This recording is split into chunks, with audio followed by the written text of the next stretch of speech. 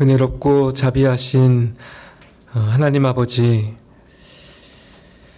참 날마다 그리스도 안에서 새로운 은혜를 베풀어 주시고 또 오늘도 우리의 발걸음을 붙들어 주셔서 이렇게 함께 모여서 아버지의 말씀을 듣고 또 기도할 수 있게 하여 주심에 참으로 감사를 드립니다. 언제나 참 우리의 자신만을 보면 참 감히 하나님께 나아갈 수 없사오나 참 우리의 죄악을 따라 상대하지 아니하시고 또 변치 않는 사랑과 신실함으로 대하여 주시오니 이 은혜를 힘입어서 더욱 주님만 의지하여 살기를 간절히 소원합니다. 우리가 늘 의지하는 주님을 범사에 더욱 의지할 수 있는 믿음을 허락하여 주옵시고 오직 이 믿음 안에서 우리의 모든 행실 가운데 선하고 거룩한 열매를 맺어갈 수 있도록 인도하여 주옵소서.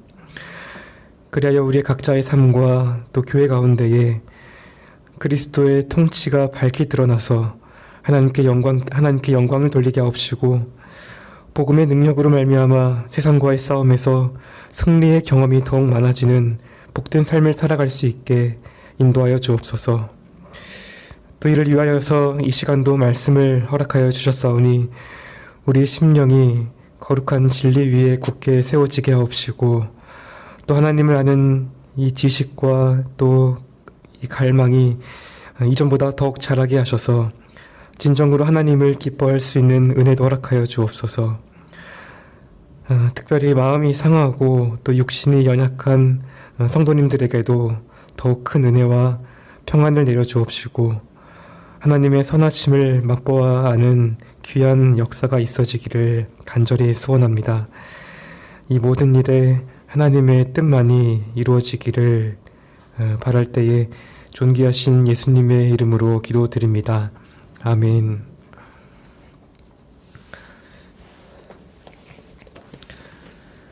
네, 하나님 말씀 데살로니가 전서 4장 1절부터 8절까지 말씀을 보도록 하겠습니다.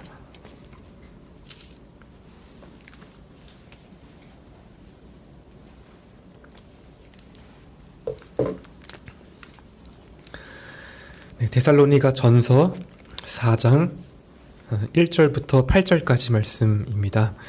한 절씩 교독하시고 마지막 절은 같이 읽도록 하겠습니다. 정말로 형제들아, 우리가 주 예수 안에서 너희에게 구하고 권면하노니 너희가 마땅히 어떻게 행하며 하나님께 기쁘시게 할 것을 우리에게 받았으니 곧 너희 행하는 바라 더욱 많이 힘쓰라.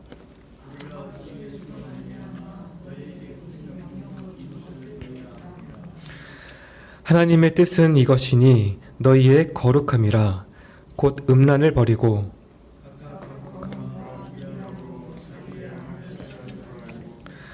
하나님을 모르는 이방인과 같이 세욕을 좇지 말고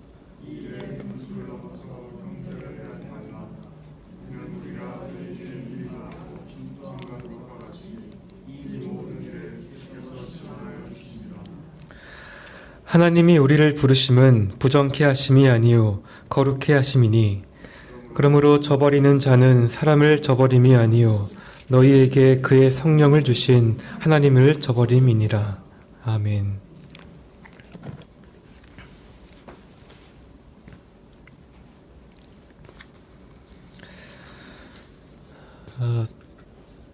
오늘부터 살펴보게 될 이 4장과 이 5장은 이 본론의 후반부에 해당합니다. 이제 본격적으로 여러 가지 권면이 등장하기 시작하는데요.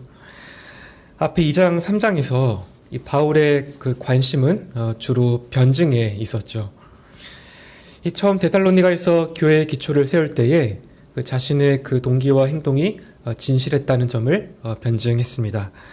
또 그들을 다시 방문하지 못하고 있는 현재 상황에 대해서도 말을 했죠. 이런 점들을 언급한 이유는 다른 것이 아닙니다. 이 데살로니가 교인들이 이 바울에게 다시금 확신을 얻어야만 이 바울이 전하는 호소와 그 권면들이 잘 받아들여질 수 있기 때문이죠.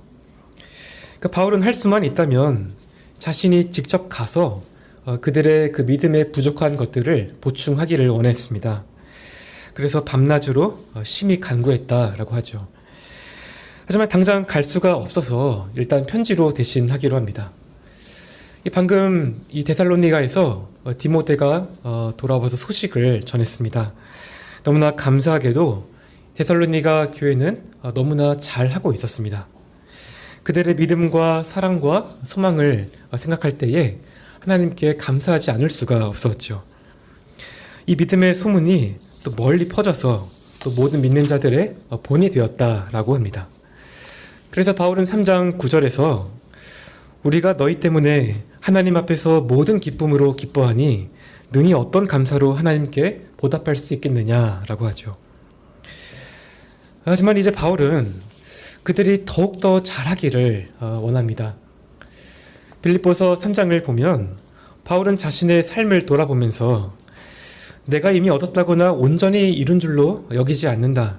뒤에 있는 것은 잊어버리고 하나님이 그리스도 안에서 부르신 상을 위해서 표대를 향해 달려간다 라고 하죠. 바울이 그러했다면 우리도 마찬가지입니다.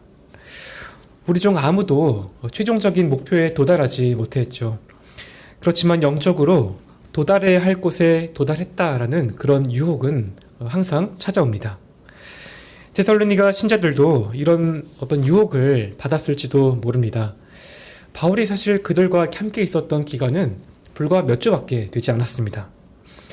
그런데도 이들은 하나님의 은혜로 마게도냐와 아가야뿐만 아니라 모든 지역의 간증거리가 되었죠.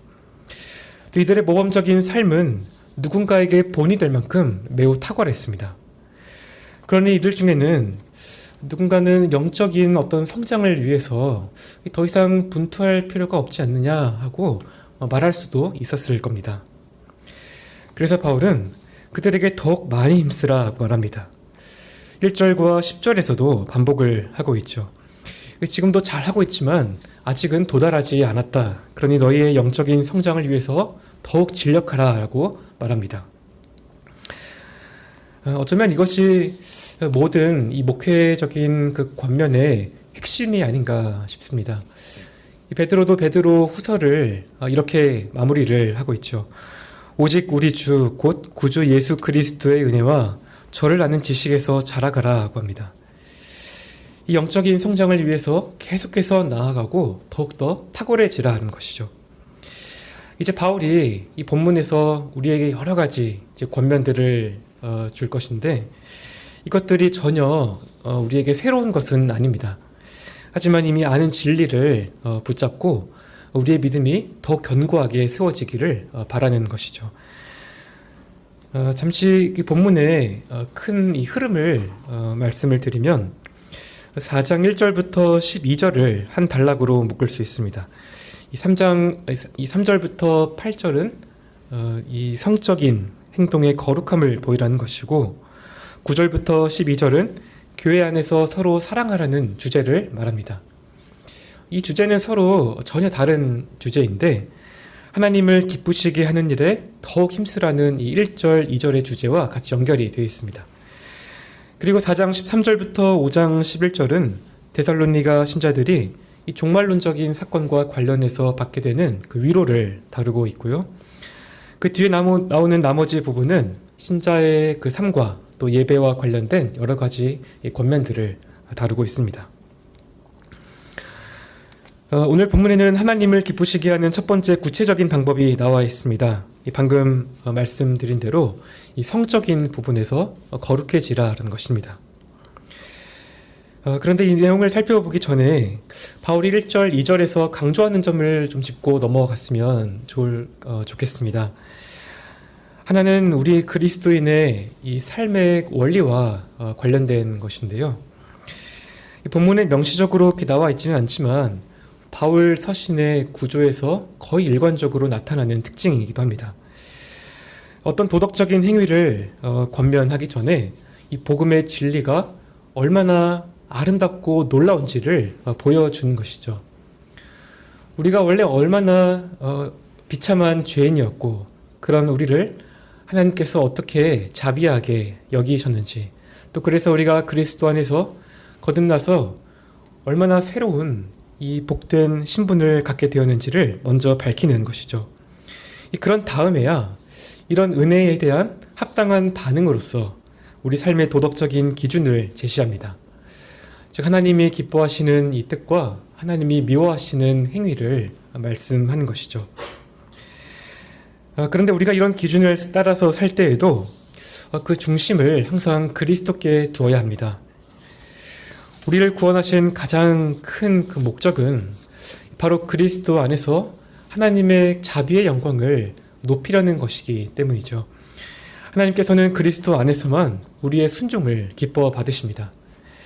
그래서 우리가 무언가를 행하면 우리로 인해서 예수님이 높아지셔야 됩니다. 또 우리가 어떤 행실을 할 때에 사람들이 우리를 주목하는 것이 아니라 그리스도를 주목해야 하는 것이죠. 그렇지 않으면 우리의 도덕성은 거의 가치가 없습니다. 그저 바리새인들처럼 해야 할 것과 또 하지 말아야 할 어떤 목록을 그저 율법주의적으로 지키는 데 그치고 마는 것이죠. 예수님께서는 이들이 잔과 대접의 겉은 깨끗이 하지만 그 속은 더럽고 썩은 채로 두었다고 하셨죠. 핵심을 놓치면 우리도 얼마든지 이와 같을 수가 있습니다. 이 바리새인들은 겉으로는 경건한 행동을 하고 또 스스로는 거룩하게 여기지만 다른 사람들을 심히 경멸했죠. 마찬가지로 우리도 조금 더 나은 행동을 한다는 이유로 얼마든지 교만해지고 또 다른 사람들을 무섭게 비판할 수가 있습니다.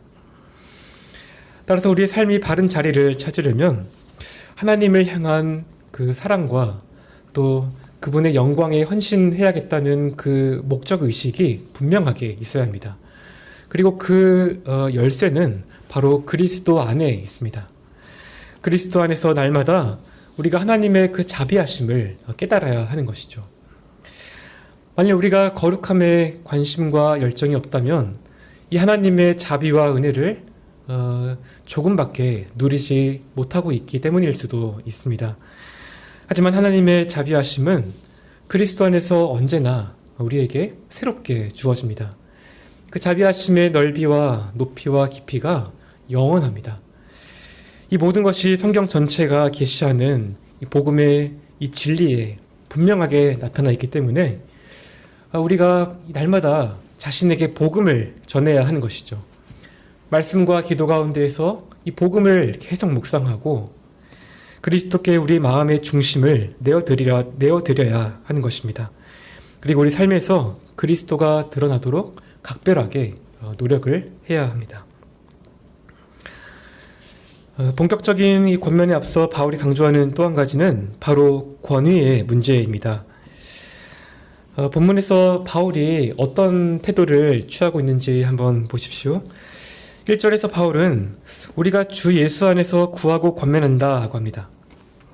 이 구한다라고 번역된 이 말은 부드럽고 친절한 요청을 말합니다. 겸손함을 의미하는 것이죠. 일반적으로 동등한 위치에 있을 때 사용하는 말입니다. 그래서 왕이 신하에게 이렇게 하거나 주인이 종에게 하듯 하는 그런 어조가 없습니다. 이 권면한다는 말도 일종의 이 동반자 이 관계를 말해줍니다. 권위적으로 쓰일 때도 있지만 이 상대방의 어떤 성취를 위해서 함께 동행한다라는 그런 의미가 있습니다. 여기서는 이 구한다라는 말과 함께 이 격려의 의미로 쓰인 것이라고 보여집니다. 그래서 우리는 먼저 바울이 목회자로서 가진 어떤 이 겸손과 이 따뜻함을 발견할 수 있게 되죠. 바울은 이미 잘하고 있는 이 데살로니가 신자들을 막 다그치고 싶어 하지 않았습니다. 물론 지금보다 더 성장해야 하고 하나님을 더 기쁘시게 해야 하죠. 하지만 이미 이들이 그런 방식으로 살고 있다라는 점을 꼭 잊지 않고 말해줍니다. 이렇게 바울은 온화하고 친절하게 그 자신의 권면을 시작하고 있는 것이죠. 하지만 데살로니가 교회는 이 권면을 가볍게만 여길 수가 없습니다. 왜냐하면 이 권면은 사람의 말이 아니라 예수 그리스도의 권위로 주어진 명령이기 때문이죠. 2절에 우리가 주 예수로 말미암아 너희에게 준 명령이 무엇인지 알고 있다라고 합니다. 이 명령이라고 하는 단어는 바울이 거의 사용하지 않는 그런 표현인데 이 군사적인 용어입니다. 이 군사에게 무언가를 지시하거나 명령할 때 사용하는데요. 권위를 강조하는 것이죠. 즉 바울의 권면은 목회적인 호소인 동시에 예수 그리스도의 권위로 주어진 명령이라는 겁니다. 이 바울은 데살로니가 신자들이 이 사실을 알고 있다라고 합니다. 이 처음 바울이 그들에게 전했던 그 복음과 여러 그 권면은 어떤 사람이나 또 교회의 권위로 주어지지 않았습니다. 그리스도의 권위로 주어진 엄숙하고 신적인 명령입니다. 이제 그것을 그들에게 다시 일깨워주고 있는 것이죠. 따라서 데살로니가 교회는 바울의 권면을 가볍게 길 수가 없습니다. 당연히 우리도 그래야 할 것입니다. 앞으로 4장, 5장에 많은 권면들이 주어지겠지만 이것들이 다 예수 그리스도의 권위로 주어진 것이라는 걸 우리가 명심해야 합니다. 사실 이런 어떤 거룩한 이런 부담감을 느끼는 것은 좋다고 생각하게 됩니다. 이런 부담은 우리가 그리스도를 높이고 또 우리의 그 삶에 대한 태도를 진지하게 만들어주기 때문이죠. 사실 부담을 전혀 갖지 않는 것이 더 문제가 될 수 있습니다. 제가 방금 전에 두 가지를 말씀을 드렸습니다. 하나는 그리스도인의 삶이 율법주의나 형식주의나 도덕주의가 아니라 그리스도와의 살아있는 교제 가운데 하나님의 기뻐하시는 뜻을 행하는 것이다 라는 것을 말씀을 드렸고요. 또 동시에 이 뜻은 그리스도의 권위로 주어진 명령이기 때문에 우리가 거룩한 부담감을 가지고 순종해야 한다는 점을 말씀을 드렸습니다. 이것을 염두에 두고 이제 본격적으로 3절부터 이 8절에서 말씀하는 주제를 살펴보려고 합니다. 하나님을 기쁘시게 하는 첫 번째 구체적인 방법은 바로 우리의 거룩함입니다. 하나님의 뜻은 이것이니 너희의 거룩함이라. 아마 이보다 더 분명하게 말하기는 어려울 것 같습니다. 하나님께서는 우리의 거룩을 원하십니다. 구약에서 이 거룩하다라는 이 히브리 단어는 이 구별 혹은 이 분리라는 그런 의미를 가진 이런 단어에서 왔습니다. 거룩하신 하나님이라고 하면 모든 피조물과 구별되시고 또 이 어떤 무한한 어미 중에 계신 그런 초월적인 속성을 말합니다. 하나님의 신적 본질을 나타내는 매우 중요한 특성이죠. 그런데 하나님의 이런 구별됨에서 한 가지 중요한 그런 차원은 바로 도덕적인 완전함입니다. 악이나 죄로부터의 완전한 분리를 말하는데요. 하나님은 눈이 정결하셔서 악을 절대로 방관하지 아니하시고 또 죄를 가증히 여기십니다. 그래서 하나님의 형상을 따라 지음받은 이 도덕적 피조물인 인간들, 특히 하나님의 그 자녀들에게 이 거룩함을 요구하시는 것이죠. 그런데 바울이 데살로니가 신자들에게 거룩함을 강조하는 또 다른 이유가 있습니다. 이것은 그 당시 역사적인 맥락과 관련이 있는 것인데요. 1세기 그리스 이 로마 세계에는 이 성적인 행동이나 관계에 대해서 매우 관용적이고 또 문란했습니다. 특히 혼외 정사를 매우 쉽게 생각을 했는데 계급사회였기 때문에 결혼한 남자들이 이 여성 노예들이나 또 하층 계급의 여자들과 성관계를 갖는 것이 매우 흔했죠. 그러니 매춘 같은 이 관습은 말할 것도 없습니다. 아예 매춘부 제도가 공식적으로 시행이 되고 있었고 심지어는 많은 종교인들까지도 이 매춘부를 두고 이 성적인 쾌락을 추구했습니다. 이 당시의 유명한 연설가들도 이 젊은 남자들이 매춘부와 바람 피는 것조차 금지해야 된다라고 생각하면 그것은 너무 엄격하다라고 이렇게 말하기도 하고 또 예비 신부들에게는 나중에 남편이 바람을 피울 때 불평하는 것보다 눈 감아주는 것이 더 좋다라고 할 정도니까 얼마나 문란한 사유였는지를 우리가 잘 알 수 있는 것이죠. 또 혼외 정사와 함께 한 가지 심각했던 이 성적인 일탈은 이 당시 그 이교의 이 종교적인 관습과 관련이 있습니다. 방금 말씀드렸지만 이 데살로니가 이 신전들에는 이 매춘부가 있었는데 이들의 주된 역할이 있었죠. 사람들이 그 이교에 입문하거나 또 어떤 신과 어떤 교감을 이렇게 하려고 할 때에 그 매춘부와 이 성행위를 갖는 것입니다. 여기에는 이성의 매춘뿐만 아니라 이 동성애도 있었습니다.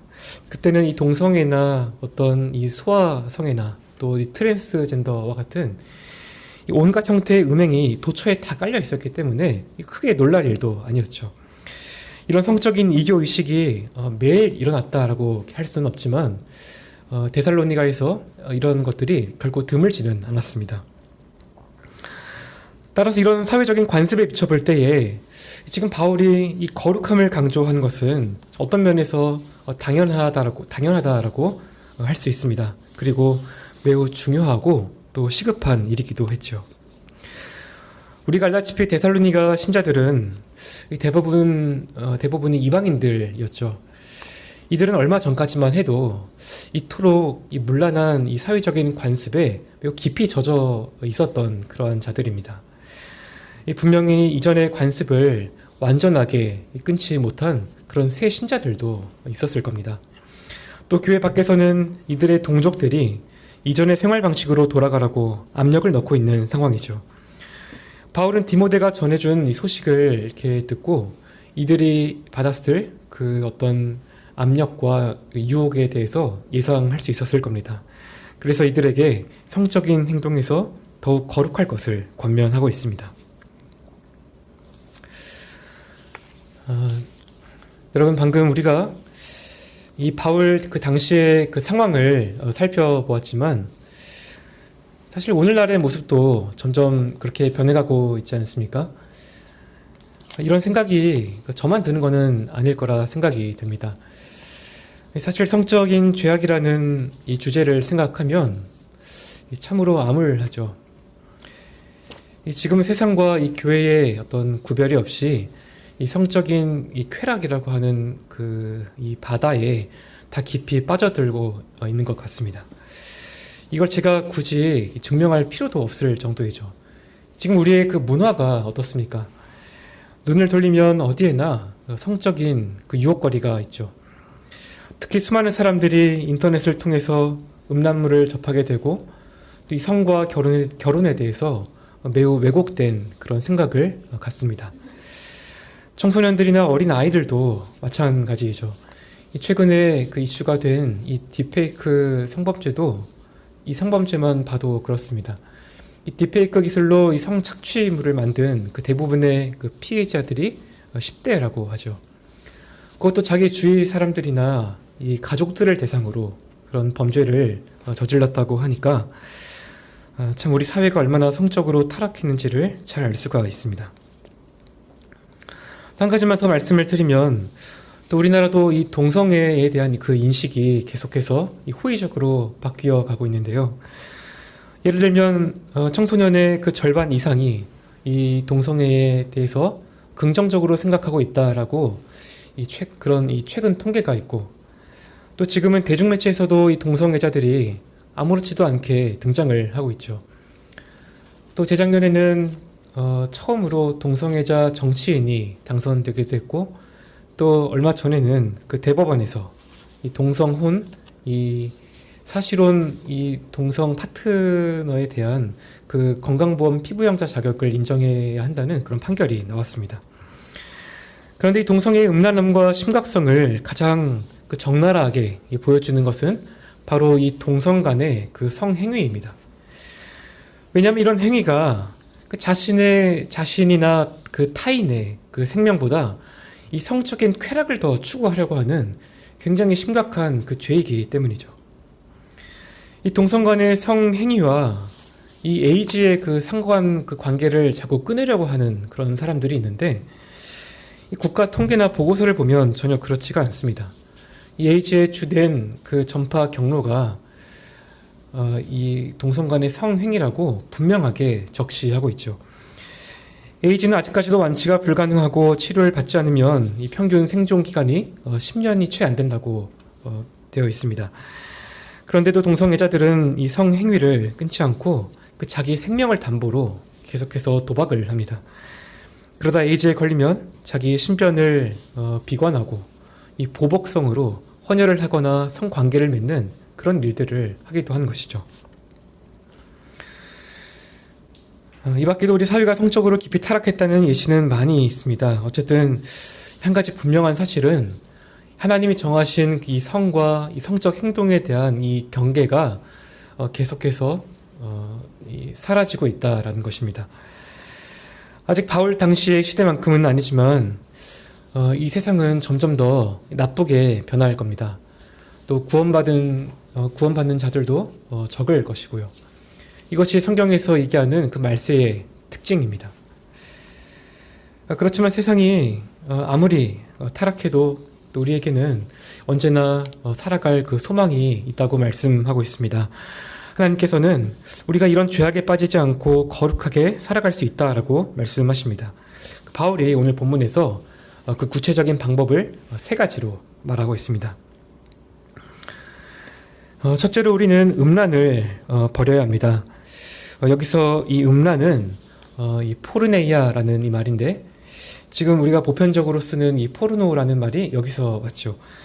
이 포르네이아라는 말은 이 혼전 성관계나 혼의 정사뿐만 아니라 동성 간의 성행위를 포함한 모든 불법적인 이 성행위를 말합니다. 어떤 시기든 모든 형태의 음행을 하나님께서 금하시고 있는 것이죠. 이 첫 번째 권면은 간단하지만 당시 상황에 비춰 보면 그리 간단하지가 않습니다. 이 앞서 말씀드린 대로 당시에 다양한 형태의 이 혼외의 정사가 인정이 되고 있었고 또 심지어 그것을 부추기는 그런 분위기였죠. 그러니 바울의 권면은 최소한 남자들에게는 매우 이상하게 들렸을 겁니다. 하지만 데살로니가 신자들은 이 다른 기준을 따라야 합니다. 이 성적인 행동에서 그 당시의 사회적인 기준과 관습이 아니라 하나님의 기준을 따라야 합니다. 왜냐하면 이들은 하나님께서 친히 구별하신 이 거룩한 백성이자 자녀이기 때문이죠. 더 이상 다른 이방인들과 같은 차원에 있지 않습니다. 성경은 이 성적인 죄가 단순히 그 불법적인 육체적 행위 그 이상을 포함한다라고 말씀합니다. 예를 들어 예수님께서 음욕을 품고 여자를 보는 자는 이미 마음에서 간음한 것이라고 말씀하십니다. 즉 우리의 행동뿐만 아니라 생각과 마음도 모두 다 순결할 것을 요구하시는 것이죠. 그렇기 때문에 바울은 에베소서 5장 3절에서 이렇게 권면합니다. 음행과 온갖 더러운 것과 탐욕은 너희 중에서 그 이름이라도 부르지 말라. 이는 성도에 마땅한 바니라. 그리스도인이 성적인 이 문제에서 얼마나 질적으로 달라야 하는지를 잘 보여주고 있습니다. 그렇다면 우리가 실제로 이 음란을 어떻게 버릴 것인가 하는 이 실천적인 이 문제와 관련해서 그것도 이 본문이 말씀을 하고 있습니다. 바울이 음란을 버리라 라고 할 때에 이 버리라는 말은 굉장히 강한 단어입니다. 어떤 여지도 남기지 말고 완전히 잘라버리라는 겁니다. 다시 말해 음란을 처음부터 경계하고 피해야 할 것으로 말을 한 것이죠. 일단 처음에 조금 경험해 보고 나서 생각을 한 다음에 선택을 하는 이제 그런 식의 문제가 아니라는 겁니다. 왜냐하면 모든 죄가 그렇듯이 이 음란에도 그 쾌락이라고 하는 이 요소가 있기 때문이죠. 그래서 보통 사람들은 죄가 주는 이 쾌락을 조금씩 즐기는 일부터 시작을 합니다. 그러다가 점점 이 쾌락에 빠져들게 되고 나중에는 자신을 이 쾌락에 완전히 내어주고 마는 것이죠. 사실 우리 주변에도 어떤 음란을 부추기는 것들이 상당히 많이 있습니다. 예를 들면 어떤 영화나 또 드라마 같은 곳에서도 어떤 불륜이나 외도 같은 이런 비정상적인 이런 관계들을 미화시키고 있죠. 사람들이 이제는 이러한 것들을 이제 일상적으로 받아들이기 때문에 또 심지어는 그것을 즐기는 그런 자리까지 나아가고 있습니다. 그러면 대중매체에서는 더 자극적인 소재를 다루고 또 서로 경쟁을 이렇게 하면서 악순환이 반복되는 것이죠. 그리고 이렇게 시간이 지나면 사람들은 점점 음란해지고 결국 사회도 마찬가지입니다. 따라서 우리가 이런 것들을 처음부터 피해야 하는 것이죠. 아예 처음부터 이러한 것들을 단호하게 잘라내야 합니다. 영국의 이 대표적인 그 청교도였던 이 존 오웬이라고 하는 그 인물이 있습니다. 이 청교도의 황태자라고 하는 그런 별명이 있을 정도로 유명하고 또 경건했던 그런 신학자인데요. 이 오웬의 저술 중에 이 죄 죽임이라고 하는 유명한 그 작품이 있습니다. 여기에 보면 죄를 죽일 수 있는 여러 가지 그 지침을 제시하고 있는데 그 중 하나가 이렇습니다. 죄의 본성이 고개를 들 때에 처음부터 단호하게 대처하고 그것이 절대로 자리를 잡지 못하게 하라는 겁니다. 예수님께서도 이런 모범을 사실은 보이셨죠. 이 사탄이 천하 만국과 그 영광을 보여주었을 때에 예수님께서 그것을 바라보시고 머뭇거리시지 않으셨습니다. 그 즉시로 말씀으로 이 사탄을 물리치셨던 것이죠. 그래서 우리도 유혹이 찾아올 때에 처음부터 단호하게 대처를 해야 합니다. 이 유혹과는 어떤 논쟁이나 그 타협이 필요가 없습니다. 이 유혹과는 말도 섞지 말아야 합니다. 죄는 일단 한 걸음 우리 안으로 들어오면 절대로 거기서 멈추지 않습니다. 반드시 끝까지 가려고 하는 것이 바로 이 죄의 속성이죠. 그러니 우리는 시작 단계부터 온 힘을 다해서 이 죄를 대적해야 합니다. 음란한 것이라면 어떤 것이라도 절대 가볍게 여기지 말아야 하는 것이죠. 성적인 거룩함을 실천하는 이 두 번째 방법은 이 4절, 5절에 있습니다. 바울은 각각 거룩함과 존귀함으로 자기의 안에 취할 줄을 알고 하나님을 모르는 이방인과 같이 세욕을 좇지 말라라고 권면합니다. 먼저 이 4절은 이 수많은 이 학술지와 이렇게 논문에 이렇게 나올 정도로 굉장히 논란이 많은 그런 구절입니다. 이 아내를 취하다라는 이 번역된 이 부분 때문인데요. 원래 이 아내라고 번역된 이 말은 이 그릇이라고 하는 단어입니다. 이 그릇이라고 하는 이 단어는 아내를 가리킬 때 사용하기도 하고 또 이 몸을 가리킬 때 사용하기도 하죠. 또 취하다라는 얻다라는 이 말은 지배하다, 통제하다라는 말로 번역을 할 수도 있습니다. 그래서 어떤 단어를 선택하느냐에 따라서 크게 세 가지 정도로 갈리는데 세 가지 다 반론이 있습니다. 물론 데살로니가 신자들은 이것이 어떠한 그 의미인지를 잘 알았을 겁니다. 저는 개인적으로는 자기의 그 몸을 통제하라라고 하는 이 해석이 조금 더 나아 보입니다.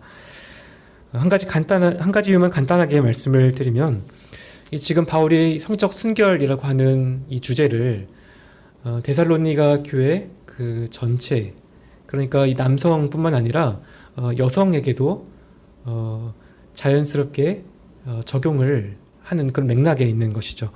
이 그릇을 아내로 번역을 하면 자칫 편파적으로 해석될 여지가 있을 수 있기 때문에 아내보다는 몸이 조금 더 나아 보입니다.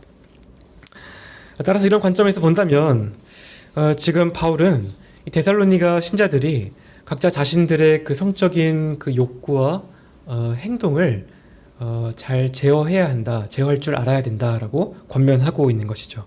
그리고 그 한 가지 기준이 바로 거룩함과 존귀함이고 또 한 가지는 세욕을 따르지 않는 겁니다. 이것은 사람이 자기의 그 성적인 욕망에 사로잡혀서 자기중심적으로 행동하는 그런 행동과 정반대를 말합니다. 오히려 다른 사람을 존중하는 방식으로 자신의 성적인 그 욕구와 행동을 절제해야 하는 것이죠. 물론 절제해야 한다고 해서 우리가 어떤 이 금욕적인 방식을 추구하거나 마치 이 성이 더럽거나 불결한 것처럼 그렇게 여긴 것은 바람직하지 않습니다. 성은 사실 하나님께서 주신 굉장히 귀하고 선한 선물이죠. 한 남자와 여자가 결혼이라고 하는 테두리 안에서 영적으로 또 정서적으로나 육체적으로 결합할 수 있는 이 귀한 선물입니다. 그래서 대부분의 성인이 성적인 순결을 지킬 수 있는 가장 좋은 방법은 바로 이 결혼을 하는 것이고, 또 결혼 후에도 남편과 아내가 서로를 존귀하게 대해야 하는 것이죠. 그 외에는 정욕에 따라 살지 않도록 성적인 욕구와 행동을 절제해야 합니다. 앞서 말씀드린 대로 모든 성적인 유혹을 처음부터 피해야 하는 것이죠. 성적인 거룩함을 위한 세 번째 그 권면은 분수를 넘어서 다른 사람을 해하지 말아야 한다는 겁니다. 즉 자신의 그 성적인 그 만족을 위해서 다른 사람들을 이용하지 말아야 한다는 것이죠. 여기서 우리가 중요하게 생각해야 될 한 가지 그 문제가 있습니다. 이 시간 관계상 길게 말씀드릴 수는 없지만, 이 성이라고 하는 것은 절대로 사적인 문제가 아니라는 것입니다. 지금 우리 사회는 이 성을 자기의 어떤 그 소유물처럼 생각을 하고, 이 개인의 어떤 기호와 성향에 따라서 그것을 즐기고 표출하도록 하는 어떤 그러한 것으로 생각을 하고 있습니다. 그리고 마치 배가 고프면 이 음식을 먹어서 그 식욕을 채워야 하는 것처럼, 어떤 성적인 욕구가 이렇게 생기면 이것을 어떤 식으로든 충족을 시켜야 한다고 이제 그렇게들 생각을 하는 것 같습니다. 그래서 성에 관한 이 질서가 많이 무너지게 되었죠. 이전에는 이 순결을 굉장한 미덕으로 생각하는 그러한 시대도 있었습니다. 하지만 이제는 이 성적인 순결을 이렇게 지킨다고 하면 굉장히 고리타분하고 또 유별난 사람처럼 본 것 같습니다. 이처럼 성적인 질서가 많이 무너져서 사람들은 이 주제를 가볍게 생각을 하지만 결코 그렇지가 않습니다. 성적인 문란은 자신뿐만 아니라 상대의 그 몸과 인격에 깊은 상처를 남깁니다. 예를 들어서 이 불륜 같은 그런 일은 어떻습니까? 한순간에 이 결혼과 가정을 깨뜨리고 맙니다. 성경은 이혼을 금하고 있지만 예외적으로 허용하는 경우가 바로 이 배우자의 간음이죠. 물론 그럴 때조차도 반드시 이혼을 해야 한다라는 것은 아니지만, 이혼하기에 정당한 사유라고 할 만큼 굉장히 무거운 그런 주제입니다. 또 미혼 여성이나 남성을 성적으로 유혹하는 것도 이 미래의 배우자와 누려야 하는 순결을 더럽히는 그러한 행위인 것이죠. 특히 신자들의 경우에는 이러한 문제들을 심각하게 받아들여야 합니다.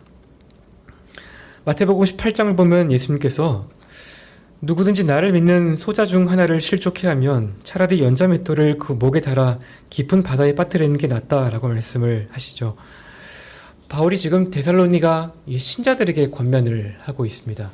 우리도 신자라고 하면서 다른 지체들을 실족해 한다면 결코 화를 면할 수가 없습니다. 그러니 어떤 경우에도 자기 성적인 만족을 위해서 다른 사람들을 이용하지도 말고, 또 그런 빌미를 주어서도 안 될 것입니다. 이제까지 바울이 성적인 거룩함을 위해서 거룩함을 지켜야 위해서 세 가지를 권면을 했는데요.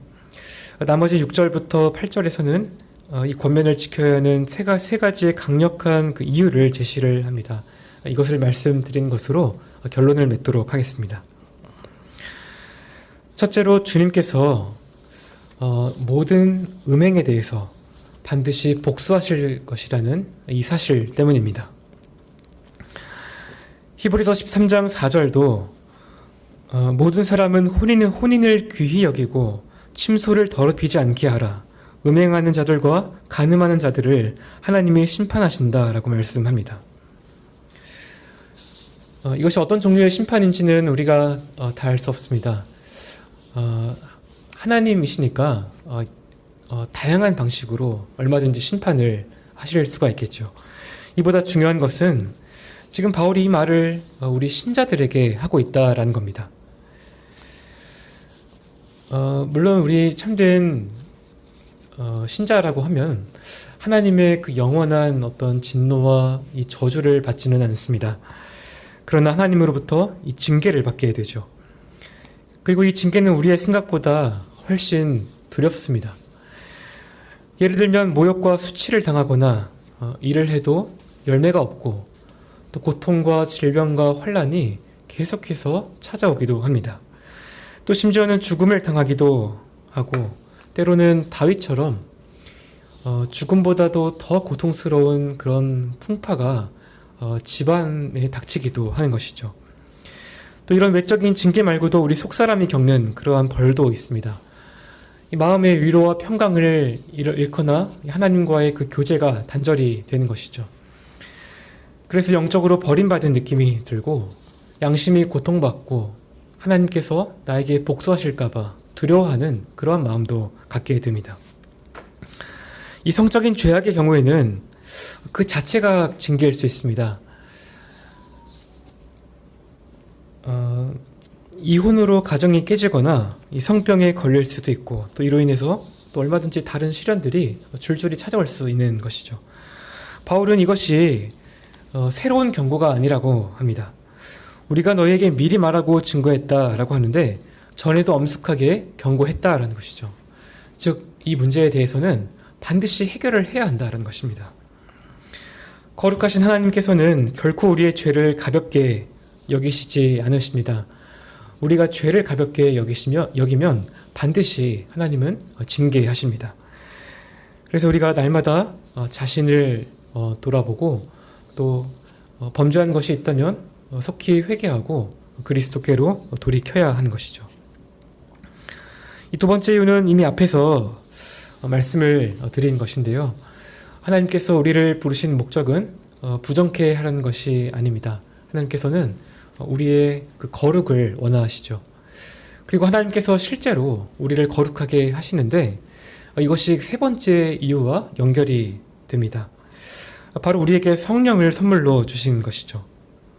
믿음으로 그리스도와 연합한 우리가 정욕을 따르지 않고 이 거룩함과 존귀함으로 살아갈 수 있도록 성령을 보내셨습니다. 고린도전서 6장을 보면 우리가 주님과 한 영이 되어서 우리 몸은 하나님께서 주신 성령의 전이라고 말씀하십니다. 하나님께서 대가를 치르고 우리를 사셨기 때문에 우리의 그 몸으로 하나님께 영광을 돌려야 한다라고 말씀을 하시죠. 따라서 우리가 음행을 저지르면 성령을 근심케 하고 하나님을 저버리는 그런 심각한 죄를 범하게 됩니다. 하지만 반대로 우리 안에 계신 성령의 그 능력을 의지한다면 우리에게 어떤 유혹이 찾아와도 그것을 두려워하거나 굴복하지 않을 수가 있습니다. 여러분, 우리가 이것을 정말로 믿어야 하는데요. 그러면 정말 우리의 그 삶이 달라질 수가 있습니다. 에베소서 1장에 나오는 바울의 기도를 보면 바울이 이 성령의 그 능력에 대해서 말합니다. 그의 힘의 강력으로 역사하심을 따라 믿는 우리에게 베푸신 능력의 지극히 크심이 어떤 것을 너희에게 알게 하시기를 구한다 라고 한 다음 20절에서 이렇게 말합니다. 그 능력이 그리스도 안에서 역사하사 죽은 자들 가운데서 다시 살리시고 하늘에서 자기의 오른편에 앉히사, 즉 예수님을 죽음의 권세에서 살리신 그 동일한 능력이 그 죄악된 삶에서 우리도 능히 건져내실 수 있다라는 것이죠. 또 로마서 8장 11절에서 예수를 죽은 자 가운데서 살리신 이의 영이 너희 안에 거하시면 그리스도 예수를 죽은 자 가운데서 살리신 이가 너희 안에 거하시는 그의 영으로 말미암아 너희 죽을 몸도 살리시리라 라고 하는데, 이처럼 바울이 말한 이 능력은 성령을 의미합니다. 우리가 약속하신 이 능력을 우리가 진정으로 신뢰한다면 어떠한 성적인 죄도 극복할 수 있습니다. 또 성령의 열매도 점점 더 많이 맺을 수 있고요. 또 하나님이 기뻐하시는 거룩한 삶을 살게 되는 것이죠. 우리를 의롭게 하신 하나님께서 반드시 우리를 거룩하게 하시고 또 영화롭게 하십니다. 하나님께서는 충분히 그러한 능력을 지니고 계신 분이시죠. 오늘 우리가 이 거룩한 삶으로 부르신 그 하나님의 이 뜻을 진지하게 한번 돌아보았으면 좋겠습니다. 지금 이렇게 악하고 또 갈수록 음란해지는 이러한 세상에서 참 정말 그러한 이 거룩한 삶을 살아갈 수 있을까, 이런 의구심이 들 때가 있습니다. 물론 우리가 모든 성적인 이 죄에서 완전하게 자유하기는 어려울 겁니다. 하지만 우리가 점점 더 그렇게 살아갈 수는 있습니다. 하나님께서는 어떠한 심각한 죄도 용서하십니다. 그러니 우리가 어떠한 그 죄에 머물러 있다면 속히 회개하고 그리스도께로 돌이켜야 합니다. 또 하나님께서는 우리를 회복시키시고 또 정결하게 하시는 능력도 주십니다. 이것을 경험하면 우리는 하나님을 기쁘시게 하려고 더욱더 열심을 내고 분투하게 되겠죠. 그래서 우리가 이 시간 기도하실 때에 바울의 권면처럼 모든 음란을 버리고 또 모든 어떤 정욕을 따르는 것이 아니라 거룩함과 존귀함으로 자기의 몸을 잘 다스릴 줄 알고 다른 지체를 성적으로 이용하려는 그런 죄에 참여하지 않도록 하나님의 은혜를 구해야 하겠습니다. 하나님은 음행하는 자들에게 반드시 복수하시지만 죄에서 돌이켜 자비를 구하는 자들에게 성령의 능력을 풍성히 허락하십니다. 이 약속을 잊지 않고 남은 때에 성령의 능력을 힘입어서 하나님이 기뻐하시는 거룩한 삶을 살아갈 수 있도록 은혜를 구해야 하겠습니다. 제가 기도하고 마치겠습니다.